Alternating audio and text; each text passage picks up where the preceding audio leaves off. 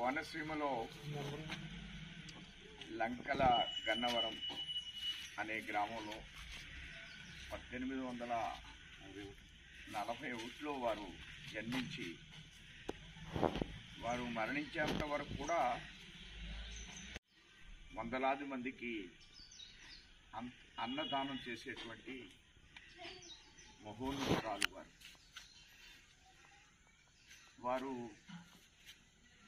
జన్మకు సంబంధించిన అనేక విషయాలు ఆ రోజుల్లో ఏ సందర్భంలో ఎవరికి ఏ విధంగా అన్నపూర్ణమ్మ అవతారంలో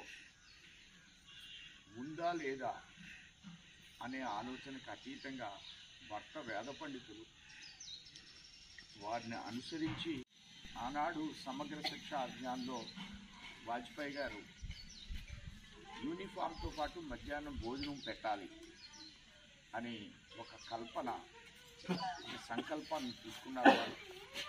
ఆ భోజనానికి ఈవేళ మా ప్రభుత్వం, కూటమి ప్రభుత్వం, చంద్రబాబు నాయుడు గారు, పవన్ కళ్యాణ్ గారు డొక్కా సీతమ్మ వారి పేరు నామకరణాన్ని మధ్యాహ్నం భోజనాన్ని పెట్టడం మరింత వారిని అన్నటికీ జాతి మర్చిపోని విధంగా ఈ పేరు ఎల్లకాలం ఉండే విధంగా ప్రభుత్వం నిర్ణయం తీసుకోవడం హర్షించదగ్గ పరిణామం.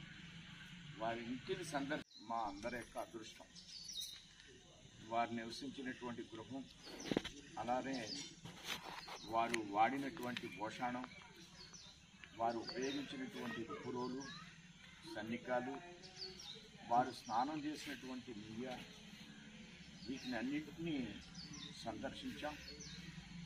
చాలా మేము ఈరోజు తుఫానుకి సంబంధించిన అంశాన్ని పరిశీలించడానికి కోనసీమ వచ్చిన సందర్భంలో ఎప్పటి నుంచో అనుకుంటున్నాం డొక్కా సీతారామ గారి యొక్క ఇల్లుని సందర్శించాలని.